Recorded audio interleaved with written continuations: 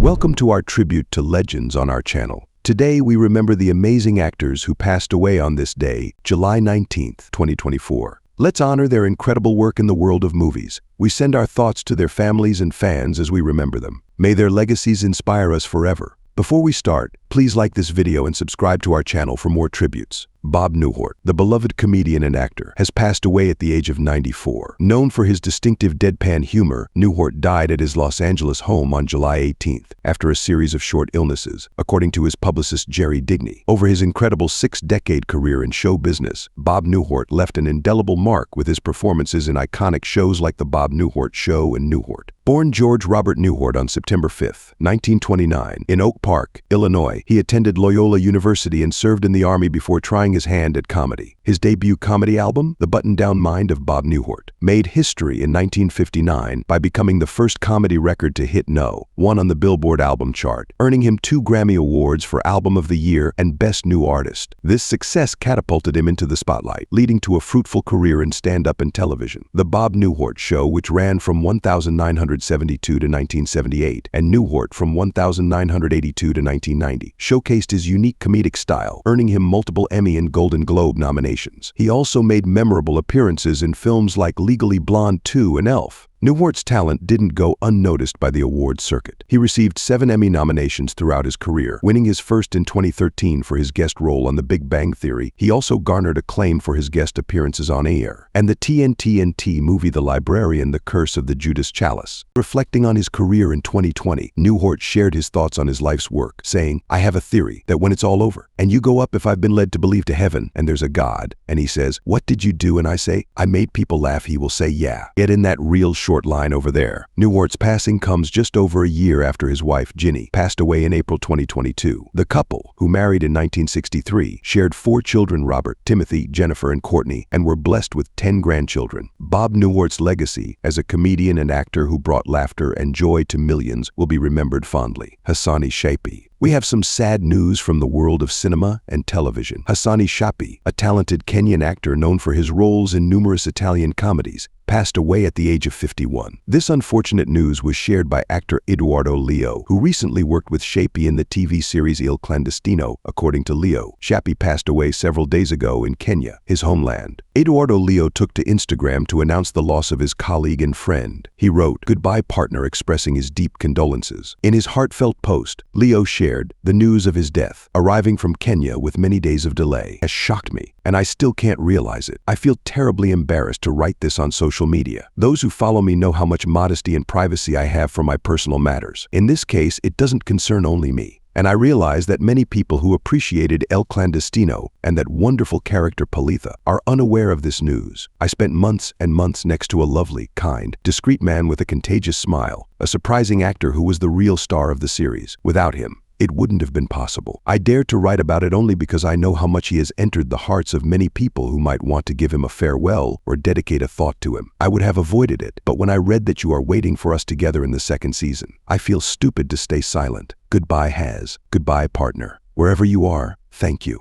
Hassani Shaipi was born in Mombasa, Kenya, in 1973, and he had an illustrious career that spanned the United States, the United Kingdom, and Italy. For Italian audiences, he was a beloved figure in comedies like Il nostro matrimonio e in Crisilazioni di Sciacolato oggi sposi. Charm el Sheikh una state indimenticabile femme contro maschi and Nessuno mai può giudicare on TV. He was well remembered for his roles as Saddam Hussein in Intelligence Servizi Segreti and Ben Dridi in El Ispettore Coliandro. He even made an appearance in Star Wars: The Phantom Menace. Shaipi's final role on the small screen was just a few months ago, where he starred alongside Eduardo Leo in Il Clandestino. His passing leaves a void in the hearts of many fans and colleagues who admired his work and cherished his presence both on and off the screen. Cheng Pei Pei, the legendary star of Crouching Tiger, Hidden Dragon, and Come Drink with Maine, has passed away at the age of 78. She died in the San Francisco Bay Area after a long battle with a degenerative brain disease. In a remarkable act of generosity, Cheng donated her brain to medical research. Born on January 6, 1946, in Shanghai, Cheng moved to Hong Kong in 1962 and quickly made her her mark in the film industry. Her background in ballet and dance led her to the iconic Shaw Brothers studio, where she starred in her first drama, Lovers Rock. However, it was her role in the 1966 martial arts classic Come Drink with Maine that truly catapulted her to stardom. Directed by King Hu, the film was a groundbreaking achievement that set the stage for numerous female-driven action movies in East Asia. In the 1970s, Chang relocated to San Francisco, where she balanced raising 4 children with attending business school at the University of California, Irvine. Her children followed in her footsteps, with her son Harry Yuan becoming a host on National Geographic, and her daughter Eugenia Yuan achieving success as a U.S. Olympic gymnast and an actress in films and TV series across the globe. Chang's career saw a significant revival in 2000 when she played the iconic role of Jade Fox in Ang Lee's Crouching Tiger. Hidden Dragon, the film, was a monumental success, winning 4 Oscars and becoming the first foreign-language film to gross over $100 million in North America. Throughout her illustrious career, Chang's work spanned both Eastern and Western cinema, with notable roles in films like Naked Weapon and Street Fighter: The Legend of Chun Li. Her versatility and talent earned her a place in the hearts of fans worldwide. In a heartfelt statement, Chang's family expressed their gratitude for the support she received throughout her career. They remembered her as the legendary queen of martial arts, a versatile and award-winning actress whose 6-decade-long career left an indelible mark on the industry. Despite her immense success, Chang remained humble, kind, and generous, always eager to help others. Chang was diagnosed with corticobasal degeneration (CBD), a rare neurodegenerative disease, in 2019. Choosing to keep her diagnosis private, she focused on spending her remaining time with her loved ones. Her family has requested that, in lieu of flowers, donations be made to the Brain Support Network in her honor. Chang Pei Pai will be dearly missed, but her legacy as a trailblazer and a beloved actress will live on. Tom Cruise. Recent reports about the death of Tom Cruise are completely unfounded and false. This is another instance of a celebrity death hoax circulating on social media and unreliable websites. Tom Cruise is very much alive and continues to be active in his career. It's important to verify such news from credible sources before believing or spreading it. Tom Cruise's representatives have confirmed that he is in good health and working on upcoming projects. Tom Cruise, born Thomas Cruise Mapother IV on July 3,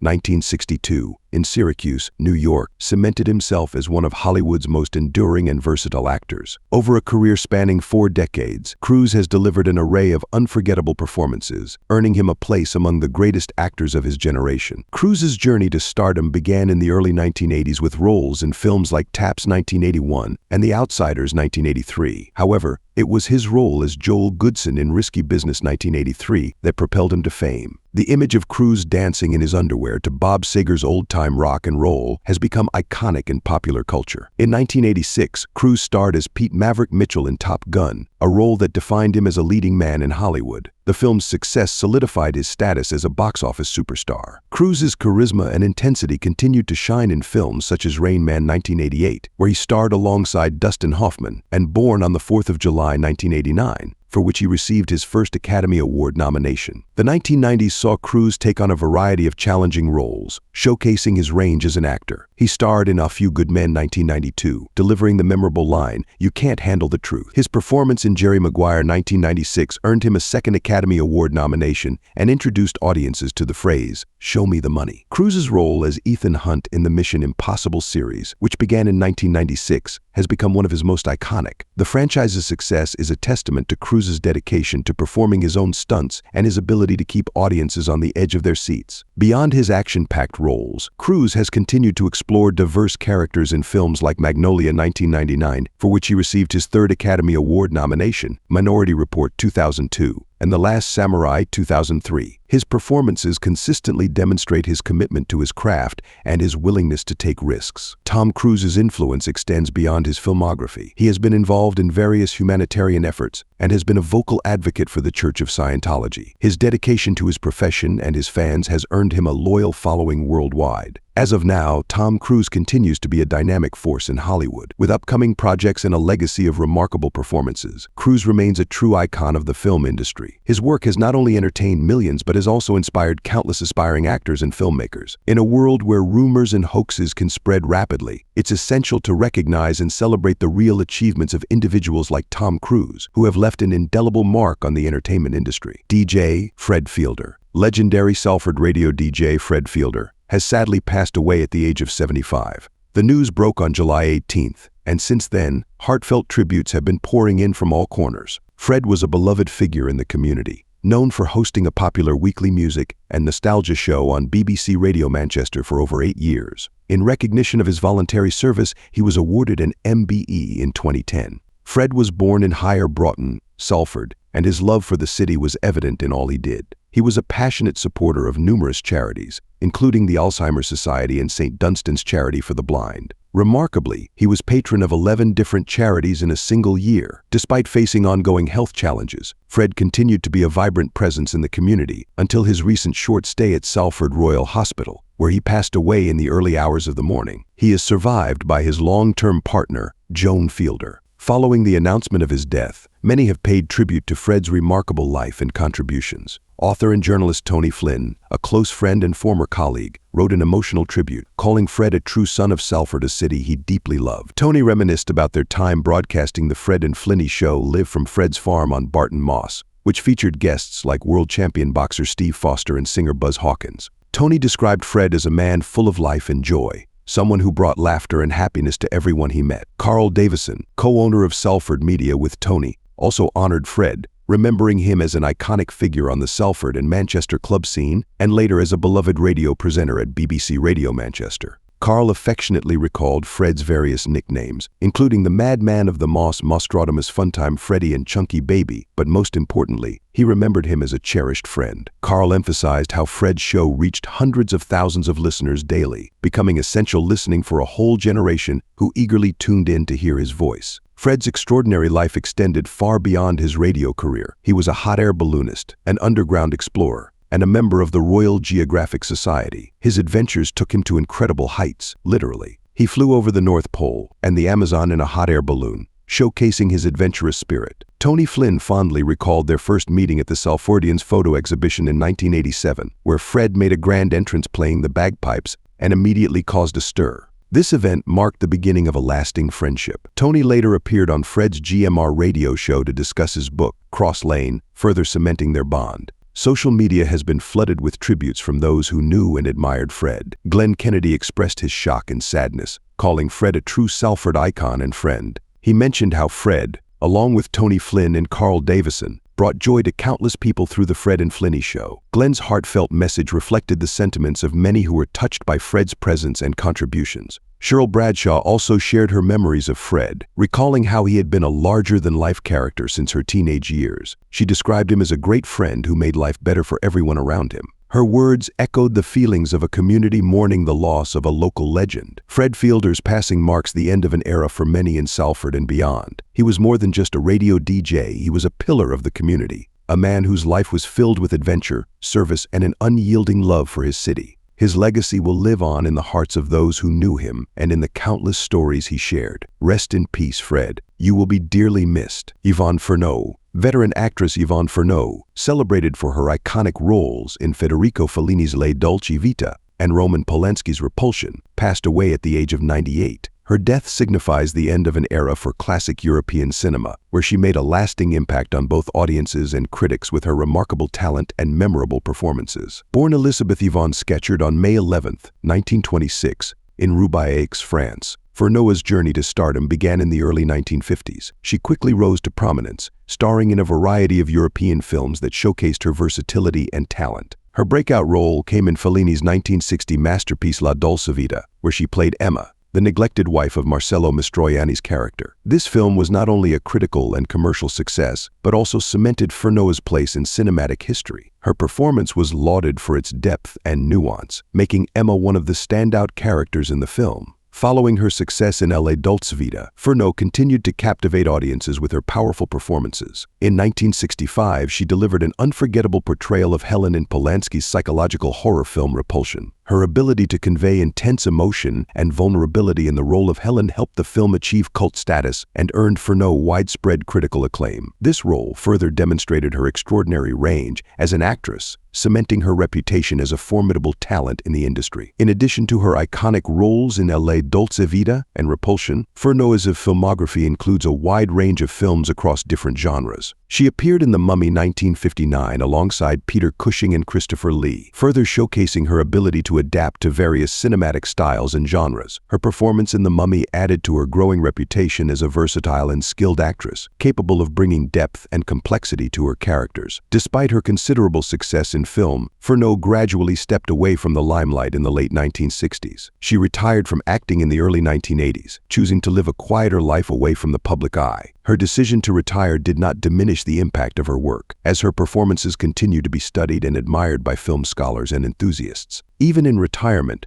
her contributions to cinema remained influential, with her roles serving as benchmarks for aspiring actors and a source of inspiration for filmmakers. Yvonne Furneaux passed away at her residence in Northampton, New Hampshire, due to a heart stroke and complications. Her son, Nicholas Nateau, confirmed the news to The Hollywood Reporter. Her death marks a significant loss for the film industry, as she was one of the last remaining stars from a golden era of cinema. Furneaux's legacy is one of exceptional talent and timeless performances. Her contributions to cinema have left an indelible mark, and she will be remembered as one of the great actresses of her time. As we look back on her illustrious career, it's clear that Yvonne Furneaux was more than just a talented actress. She was a pioneer who paved the way for future generations of performers. Her work continues to resonate with audiences today, reminding us of the enduring power of cinema and the remarkable individuals who bring stories to life on the silver screen. Bernice Johnson Reagon. It is with profound sadness that we announce the passing of Bernice Johnson Reagon, a giant in the realms of music and civil rights, who departed this life on July 16th at the age of 81. Dr. Reagon's voice was not only a beacon for social justice, but also a powerful instrument of change, blending the power of song with the urgency of activism. Bernice Johnson Reagon was a force of nature in the fight for civil rights. As a co-founder of the Freedom Singers, she helped form a group that traveled across the United States, raising both spirits and funds for the civil rights movement. This group, which emerged from the heart of the Student Nonviolent Coordinating Committee (SNCC), brought the sounds of freedom to churches, concert halls, college campuses, and coffee houses, becoming a vital part of the movement's soul and strategy. Her daughter, Toshi Reagon, confirmed her death, although no specific cause was given. Dr. Reagon's career spanned decades, and she wore many hats: scholar, performer, composer, producer, and activist. She earned her PhD in history from Howard University, a testament to her commitment to education and scholarship. She taught at American University and worked as a curator at the Smithsonian Institution, where she developed groundbreaking programs on the African diaspora for the Folklife Festival. Her contributions to the understanding and celebration of African American sacred music were monumental, particularly through her Peabody-winning NPR show, Wade in the Water, which she created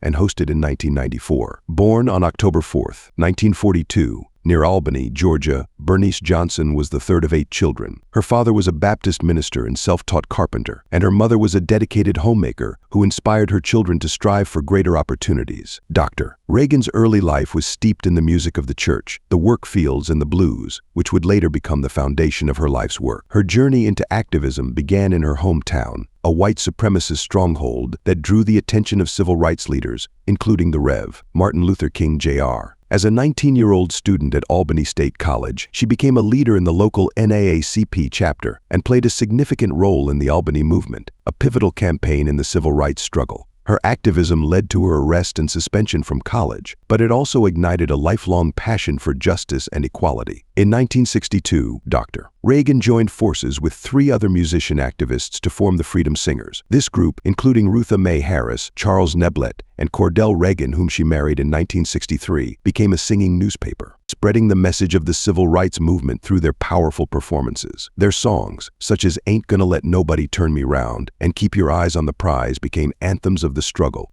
inspiring countless individuals to join the cause. Despite the original Freedom Singers disbanding after a few years, Dr. Reagon continued to sing and organize. She formed the Harambee Singers in Atlanta before launching Sweet Honey in the Rock in 1973. This all-female, all-black ensemble mixed popular genres with traditional music, earning 3 Grammy nominations and touring internationally. Under Dr. Reagon's leadership, the group's music addressed themes of Black history and political oppression, offering a powerful blend of pain, joy, and affirmation. Dr. Reagon's influence extended far beyond her performances. At the Smithsonian, she joined the National Museum of American History as a curator and later served on the Scholarly Advisory Committee of the National Museum of African American History and Culture. Her contributions to the humanities were recognized with numerous awards, including a MacArthur Genius Grant in 1989 and the Charles Frankel Prize from President Bill Clinton in 1995. Her personal life was as rich as her professional one. Her marriage to Cordell Reagan ended in divorce in 1967, but she remained deeply connected to her family and community. She is survived by her daughter, Toshi Reagan, who collaborated with her on various musical projects, including an opera adaptation of Octavia E. Butler's Parable of the Sower Doctor. Reagan is also survived by her son, Quan Reagan, her longtime partner Adisa Douglas, 2 brothers, 2 sisters, and a granddaughter. Reagan's legacy is one of transformation and empowerment. She often invited her audiences to join her in song, fostering a sense of unity and shared purpose. In her commencement address at Barnard College in 2001, she urged graduates to fight sexism and to live lives that leave a mark. Her words, "If you live your life in such a way that your actions transform the space you operate in, that's a way of asking to be remembered," resonate as a powerful